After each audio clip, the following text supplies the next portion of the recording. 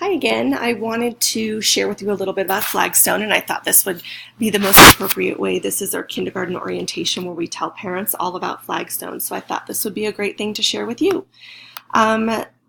First and foremost, our Flagstone vision. Again, all of this can be found on our resource site under different tabs. This one right here, we talk about how Mustangs thrive. Mustangs is our mascot, and we have the words thrive to think critically, honor diversity, rise to the challenge, inspire creativity, value relationships, and engage globally. So those are the things that our vision statements stand for.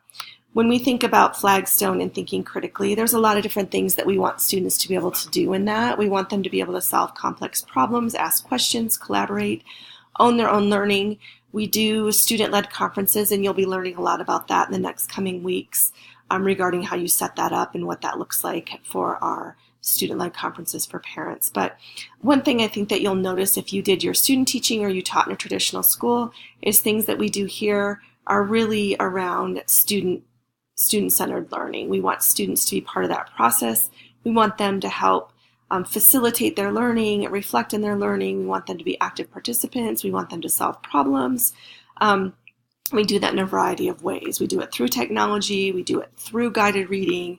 We do it through traditional curriculum. We do it through Genius Hour. A lot of those things we've implemented kind of this whole child approach to get students to really think critically for themselves and be really those independent learners we want them to be, not dependent upon what the teacher is saying or doing. The second part of our vision statement is the H in Thrive. We want to honor diversity. So we want our students to be able to feel comfortable in their school like it is their own home. And that is one of the reasons that we do flexible seating. We want them to feel that they have a voice. We do a lot. We have a new part-time counselor that's going to help us with our social emotional wellness and some implementations that you'll learn about with a new program around class meetings. But we want students to really come to school and feel like they can be themselves. We do allow students to color their hair, wear appropriate clothing also, but we want them to be definitely independent thinkers. We want them to be able to demonstrate their learning in a variety of ways, not just making a poster, but maybe they're learning about sequencing, so they make, like in this example, a Lego scene of first, next, then, and last. Or if they want to demonstrate in sixth grade different types of government, they might create their own island government. We want them to really be part of that in honoring their diversity. The third one is rise to the challenge. We want them to be able to learn strategies to solve complex problems. We've done a lot in this regard through math. I don't know if a lot of you have heard of Joe Boulder, but we did a lot of work in selecting a new math curriculum that's really around focusing on the process, not the product for students. So Number Talks is a big thing. All grade levels have Number Talk books, so ask your colleagues for those.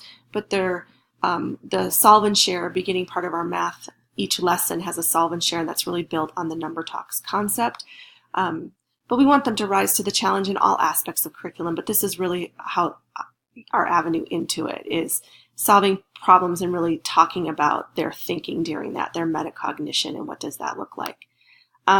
We want to inspire creativity in our kids. We want them to understand the creative process. One of our 4 C's in Douglas County is creativity. It doesn't mean that you were good at art. It means that you understand how to think in that creative process, brainstorm, design, reflect, revise, try it again, that whole design thinking protocol that a lot of our classroom teachers use to teach creativity. We want them to demonstrate that they can work together to solve problems. We expect our teachers to do that in collaborative teams. We want our students to be able to do that as well. Value relationships. This will be by far the most important thing that you do at Flagstone, and that's building relationships with your students, with your families, with your colleagues. It's held in high regard here. We want students to be able to do the same thing. We want them to have a choice in their learning. We want them to build connections. We want Flagstone to be part of their home.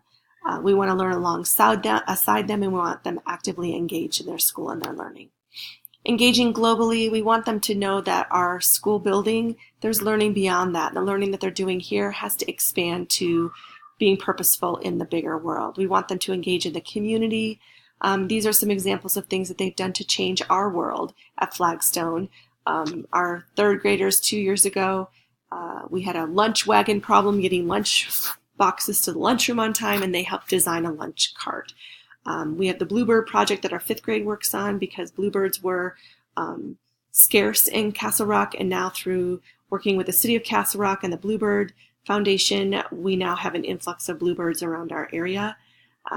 We also have a school garden now, which isn't featured here. We participate in Make-A-Wish Week to help a student that does have a debilitating illness, raise money to make a wish for them. We have a new Gaga ball pit that some students and student council came and presented to administration last year, raised money for it, and is being installed next week, actually. So we want them to feel like they do have a say in what happens at their school. Points of pride, we have a strong instructional practices, both in content and innovation, our ROCKS traits that are vertically aligned, involve support staff, supportive families. We have a great PTO. We have many enrichment opportunities. Our base before and after school program, our intervention programs, and we have an open door policy. We're proud of that. Our communication, we have a Flagstone website that we have parents directed to, emails from the teacher.